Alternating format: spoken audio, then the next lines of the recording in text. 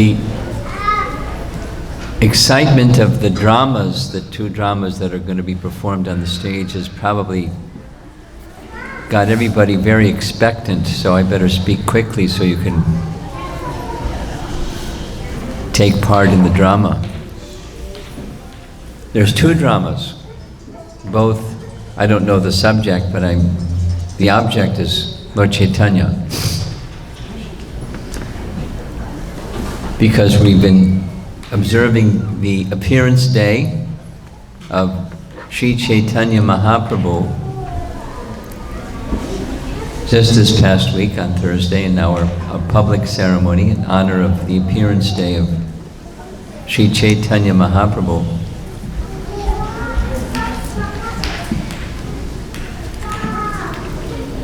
Of course, many of you been practicing Krishna consciousness for some time. You know all about Lord Chaitanya Mahaprabhu. But it's always nice to hear again and again, even you know all about him. Just like Krishna Janmashtami. I'll share with you, as a young devotee in his 20s, right out of college and nice little brahmachari, we found it very difficult to distribute books to people from India because they would say, "Oh, I know all about Krishna."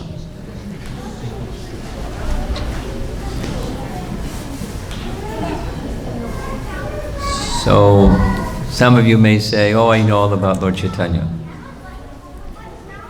But Chaitanya Mahaprabhu is in the scriptures, specifically, in fact, it's in the prayers of Prahlad Maharaj to Lord Nrsimhadev in chapter 9 of Canto 7, where he is identified as the Chana avatar. Chana avatar, the hidden avatar. And there, this name is used as Triyuga. Yuga, because he appears in Satya Yuga, Treta Yuga, and Dwapara Yuga. And in this Kali Yuga, he doesn't appear as the Supreme Personality of Godhead. He appears as a devotee of the Supreme Personality of Godhead. Although he's the Supreme Personality of Godhead, Krishna himself. So I'm going to share with you a little bit. Those of you that know all about Krishna, I'm going to tell you something about Lord Chaitanya you may not know about Krishna. Are you ready? Something you may not have known about Krishna. What yuga was it that Krishna appeared? Dwapara Yuga. And towards the end of Dwapara Yuga is when Krishna appeared. And there's this, what is the chief instruction that Krishna gives in Bhagavad Gita to Arjuna? To surrender unto him, right? Sarva dharmam parityaja mamekam sharanam braja aham tvam sarva papebhyo moksha yashyami ma suchaha. So the biography, one of the biographies of Chaitanya Mahaprabhu's life indicates that after Krishna departed, he completed his pastimes he was considering. After my departure, Kali Yuga begins. There's a sandhi, a little juncture between the time of Krishna's departure and the beginning of Kali Yuga. And then Kali Yuga soon thereafter begins. And Krishna was considering, in this Kali Yuga, how are people going to understand how to apply Sarva Dharmam Parijjaja Mamekam Sharanam Braja? How will they know how to surrender unto me? Because the scriptures teach that Manda Samanda Mateo Manda Bhagya Upadruta. This age of Kali This word manda is repeated several times. It means bad. All good qualities are destroyed. In this age of Kali, going. Memory is diminished, duration of life is diminished, compassion is diminished, spiritual inclination is diminished, the mode of goodness is diminished. And those few standing people that have spiritual inclination, they're misguided by persons who are unqualified. Very unfortunate age. So Krishna was considering, in this age of Kali, it's very difficult how people understand how to surrender unto me, how to live their life in that way. And one of Krishna's outstanding qualities, of his unlimited qualities, Krishna is very compassionate. So he was feeling compassion for persons of this age and wishing that they would have a clear idea how to take shelter of him. And then he decided, and when Krishna decides something, that's it, it happens. His willing potency makes everything happen. He considered, I will come myself in the mood of my devotee and teach how to take shelter, full shelter and full surrender of Krishna. And simultaneously, with that inspiration of Krishna, that will of Krishna, it was time for the Yuga Avatar. Yuga Avatar means there's 6 different categories of avatars according to the scripture.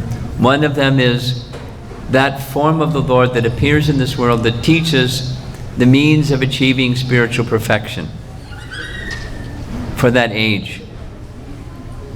And there's verses to describe what those types of perfection, the form of achieving perfection. In Satya Yuga, dhyayate, meditation.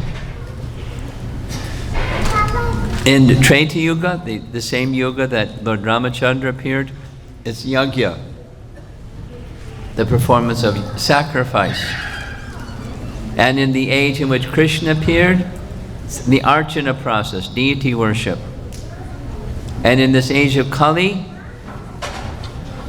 what's the process? Hari Kirtan, the chanting of Hari, the names of the Supreme Personality of Godhead.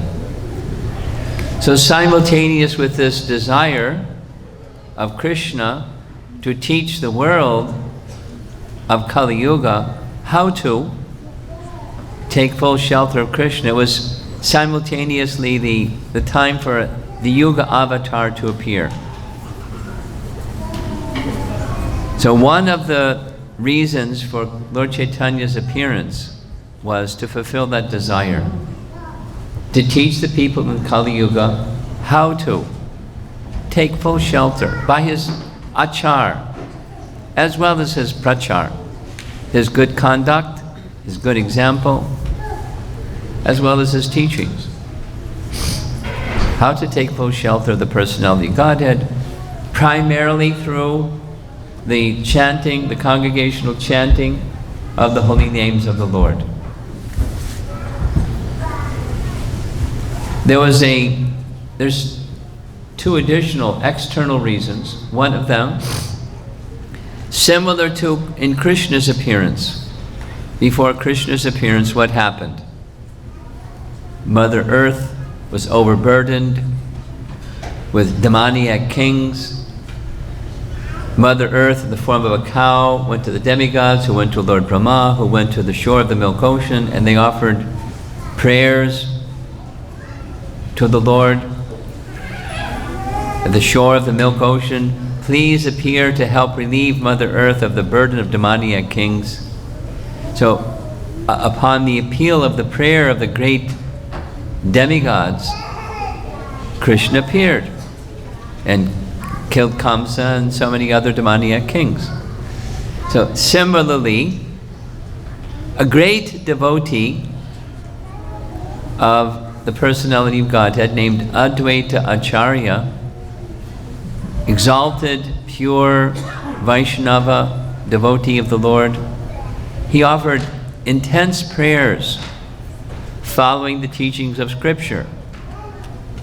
Out of his concern for the degraded, deteriorating conditions of this age of Kali, only the personality of Godhead making his appearance in this world can uplift the whole world. So in loud cries, while worshipping his Shalagram Shila,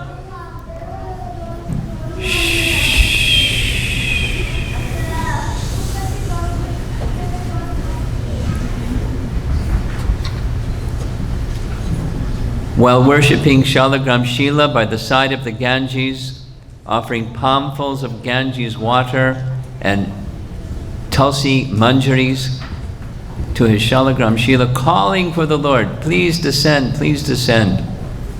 Second reason.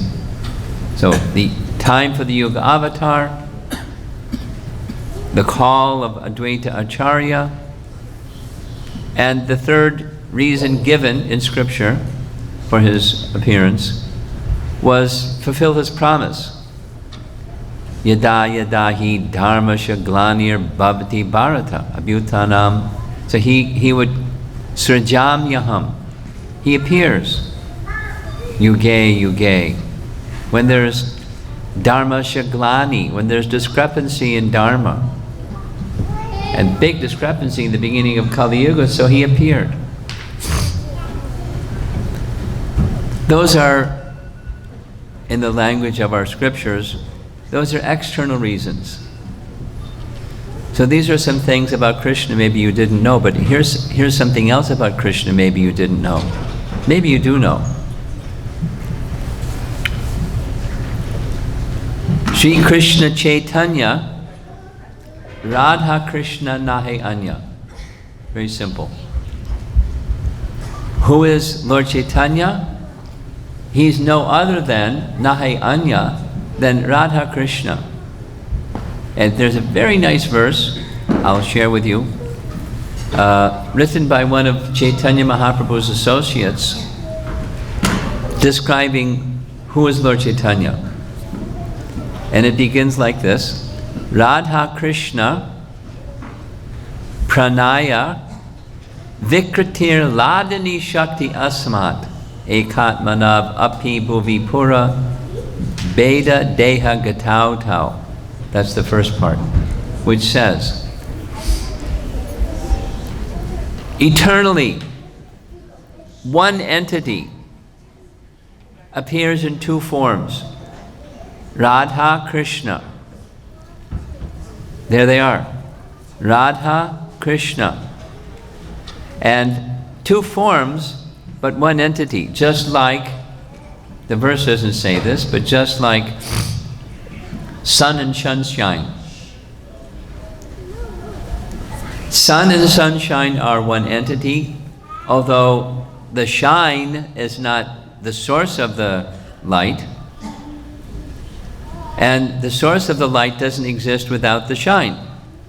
They're inseparable, and yet they're, in one sense, they're two entities, or two manifestations, but one entity, the sun and the sunshine. So just as the sun and the sunshine are always together, Radha and Krishna, they're always together, but one entity. The Shakti, Ladini Shakti, and Shaktiman, the possessor of the Shakti, one entity. And the second half of the verse says that that one entity accepts one form as Chaitanya Mahaprabhu, and that one form has the duty, the luster of Radha, and the bhava of Radha. The bhava of Radha. The ecstasy of love for Krishna that Radha has for Krishna.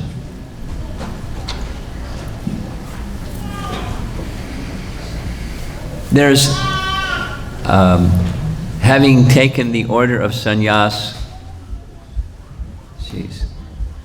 1983, a few years ago, from traveling around, there are certain questions that those of us that are sannyasis call the stump the Swami questions.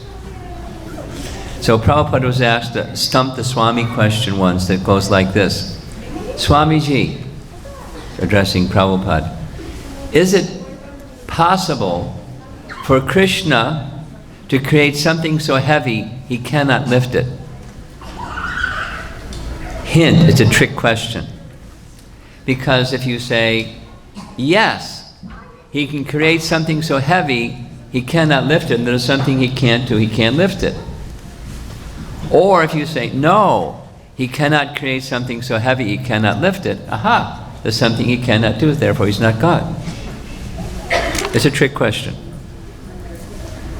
Immediately, without hesitation, Prabhupada said, yes, he can create something so heavy he cannot lift it, and then lift it. So similarly, here's something you may not have known about Krishna. You ready? Krishna was considering, how much love does Radha have for me? As far as I can see, I'm the supreme enjoyer, but she's enjoying happiness of love 10 million times greater than my happiness. And I'm the supreme enjoyer. There's nothing that I cannot do. And therefore, I wish to experience the love that Radha has for me. But no matter how hard I try, I cannot experience it. I'm perplexed because I can do anything. And then, so he couldn't, because there's a science of rasa. Pardon me for a moment. This is Rupa Goswami's language, one of the followers of Chaitanya Mahaprabhu, who teaches there's this language that says there's the object of love and the abode of love, Vishaya and Ashraya. And the exchange of love is rasa, between the two. Krishna feels love for his devotee, the devotee feels love for Krishna, and Krishna is considering that Radha, when she feels love for me, her happiness is 10 million times greater. I want to experience that. But I can't experience that because I'm the object of love. I have to become the abode of love in order to experience the love that Radha has for me. So he couldn't do it, and then he did it. Krishna himself advented in this world in the mood of Radha and experienced the love that Radha has for Krishna. Isn't that nice? The forms that are two, eternally manifest, became one form as Krishna himself, in the mood and the complexion of Radha. And therefore, one of Lord Chaitanya's names is Gauranga. Gora, Anga. His angas, his limbs, are golden. Gauranga. Or Gora Hari. Names of Lord Chaitanya Mahaprabhu. The personality of Godhead, Krishna,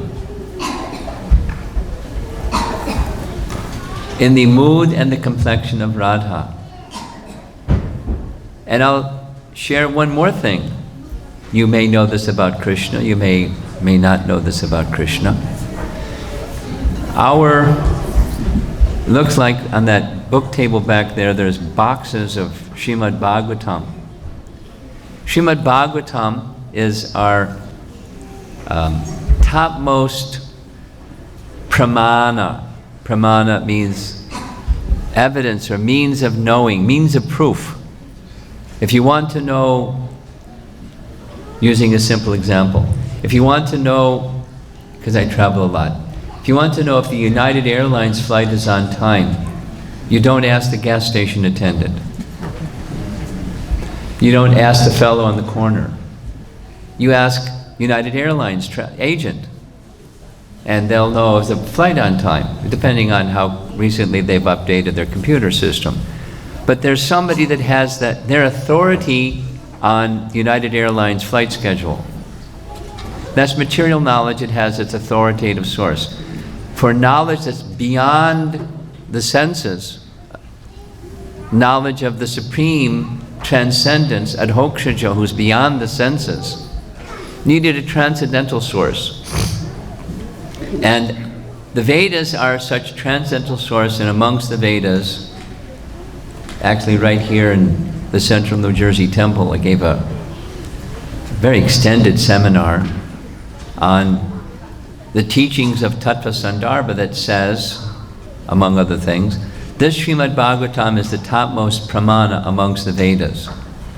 And in that Srimad Bhagavatam, topmost pramana amongst the Vedas, one of the principal questions is the question of avatars. Avatar, besides the movie. There's a Sanskrit phrase, avatar means one who descends from the spiritual realm into this realm. Avatar, one who descends. And one of the questions in Srimad Bhagavatam to Sutta Goswami is, please describe those forms of the Lord, the avatars, as they appear in this world. And he gives a summary description, some of the principal avatars, and then he pauses and says, amongst these, one is the source of them all. And that one that's the source of them all, according to Srimad Bhagavatam, is Swayam Bhagavan Krishna. Ete Changsa Kala Pungsa Krishnas tu Bhagavan Swayam. Now what does that mean? Sanskrit makes it, I don't know, I'm not a Sanskrit scholar. I'm just a follower of Srila Prabhupada, but I learned a lot. It's really helpful to not know something. It's a little more difficult when you think you know something. You've heard that before? For a music teacher, if somebody already thinks they know how to play a musical instrument, their fee is more. And someone doesn't know how to play a musical instrument, their fee is less. Because it's easier to teach somebody that knows they don't know. And somebody that thinks that they already know, then they're a more difficult student to teach. So, for me, it's really simple. I don't know. And I know that I don't know. So, I learned things just by hearing Srila Prabhupada speak. There's these two terms, avatar, and there's avatari. There's the forms of the Lord that appear in this world, and there's the source of all those forms of the Lord that appear in this world. And Krishna, Swayam Bhagavan Krishna in Goloka Vrindavan, he's avatari, from which, according to Srimad Bhagavatam, all the other avatars descend. Now, we could have a whole half hour, 1 hour, or 1 week discussion about how to understand that from different sources, because sometimes it says, right in the Bhagavatam, avatars of Vishnu. But Vishnu is an expansion, ultimately, of Krishna. There's lots of detail in between. I'm just not going to go there right now. Krishna is the source of all avatars, and Chaitanya Mahaprabhu is not an expansion of Krishna or an avatar of Krishna. He's Krishna himself. I'll say it again, just so it kind of sinks in. There's expansions. There's the Leela avatars, Matsya, Kurma, Varaha, Nrsimha, Parshuram, Kalki, Buddha, etc. There's Leela, there's Purusha avatars, there's different categories of avatars, Shaktivesh avatars, and there's one that's the source of all avatars. And that source of all avatars is avatari. According to Srimad Bhagavatam, Swayam Bhagavan Krishna is avatari. And Chaitanya Mahaprabhu is Krishna himself, as Radha and Krishna combined, not in two forms. Would you like to learn something else about Lord Chaitanya and Krishna that you maybe didn't know before? Here we go. I hope you don't mind learning new things. It's nice to learn new things. I like to learn new things. There's a very nice verse in Brahmasamhita. Goloka namni nijadamni talecha tasya devi maheshu haridama suteshu teshu. So just that much. It describes not just the cosmic manifestation, but the material and the spiritual world in one little neat verse.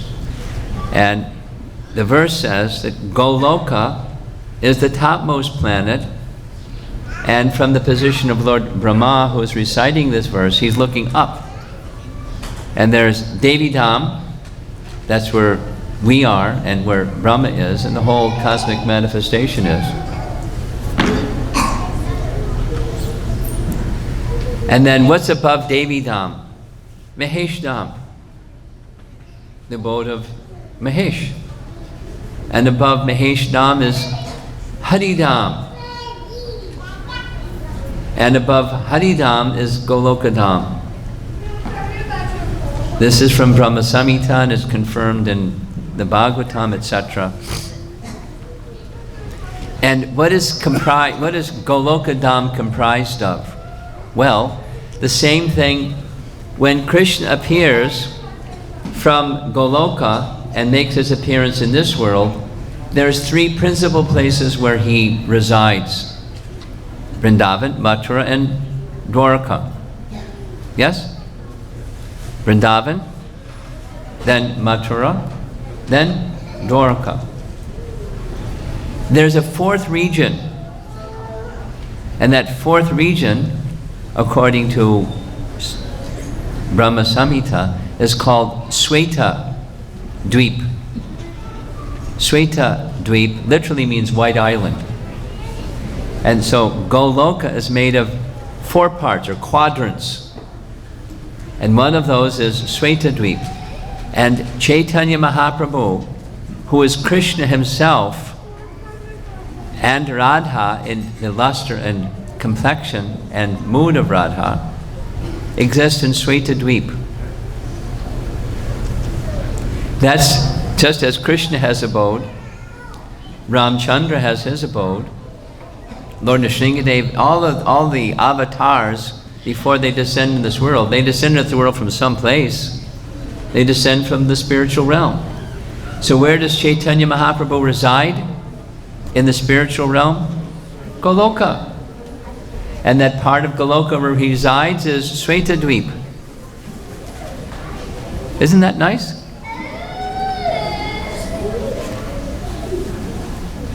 We're very fortunate. How fortunate we are, we can't even properly calculate. Because although we're not qualified, at least I'll speak for myself, I'm not qualified. Prabhupada said it about himself. My spiritual master, this is summer 1974, summer 1974, Prabhupada saying, my spiritual master found me in some dark place. My life was wasting away. He found me in some dark place. And he made me fortunate. And his voice began to tremble. And everyone was quiet. And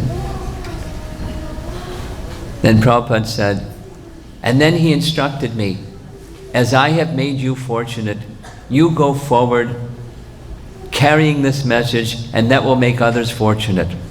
And so I have come to your country. And everyone went, Jai Prabhupada. Drums playing and cymbals crashing. And I found you all in some dark place. And I have made you fortunate. Jai Prabhupada. And now I am giving you the same instruction. You should go forward and make others fortunate. Jai Prabhupada. So now, who is an unfortunate person to make other people fortunate? It's not merit unto oneself. It's kindness or mercy that's causelessly been bestowed, and whatever it is that we've received, we're to give. So Chaitanya Mahaprabhu came to give, as I described earlier, by his own example and by his teachings, the way to fulfill Krishna's instruction in Bhagavad Gita. Sarvadharmam parityaja mamekam sharanam braja aham tvam sarva papebhyo moksha yeshami masuchaha. And this method, very simple. Hare Krishna, Krishna Krishna, Hare Hare, Hare Rama, Rama Rama. And from that chanting of the holy name, Cheto Darpana Marjanam, the heart becomes cleansed. Bhava Mahadavagni Nirvapanam. Chaitanya Mahaprabhu gave these teachings of what the effect and the sequence of unfolding of the awakening of our dormant love for Krishna, simply through this, beginning with the chanting process, and then other forms of devotional service. Smaranam, Archanam, Bandhanam, Dasyam, Sakyam, Atmani. All the processes of bhakti unfold from this one. So we emphasize on the one because it's the root of reawakening all others. All other forms of expression come from this one, the congregational chanting of the holy name. Recently I heard a lecture where Prabhupada was saying the congregational chanting doesn't simply mean musical instruments, and that's congregational chanting and the other is something else. He said even what we're doing right now, speaking about the pastimes of Krishna, the qualities of Krishna, the activities of Krishna, the devotees of Krishna, all this is Sankirtan. It's what? Because it awakens the dormant desire, natural, already existing desire of love for Krishna. And that love for Krishna expresses itself in the form of devotional service. That's the gift of Chaitanya Mahaprabhu. That's why we honor his appearance day, because he came to give that gift, and our assignment is to receive it and to give it to others. First, receive it. Receive it in a humble mood and give it in a humble mood. Not, I'm up here and others are down there. Just, we're recipients of something very wonderful and wanting to share that with others. So just look around the temple room. There's a lot of people who are here who weren't assembling on Sunday. They were off doing, we were all off doing something else. I came quite a distance to come and join you this evening for Gaur Purnima, the appearance of Chaitanya Mahaprabhu, to celebrate with you out of the gift of Chaitanya Mahaprabhu delivered to us by our founder Acharya, Srila Prabhupada. And I'll end with that so that you can all enjoy the drama that the children and whoever else has put together some performances to help us also remember and appreciate and glorify Chaitanya Mahaprabhu. And I'm sure part of the drama is going to include the chanting of the holy name. I haven't seen the script, I just know. Because that's the gift of Chaitanya Mahaprabhu. Chant the holy name. Chant the holy name and become happy. Chant and be happy. And your life will be sublime. Sri Chaitanya Mahaprabhu ki jai.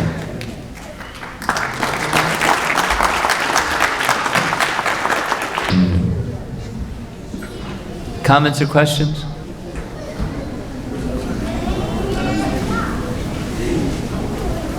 Madhapanti, there's no comments or questions. You got to get the dramas ready. I have an idea. Somebody wants to lead kirtan? We'll have kirtan for a bit.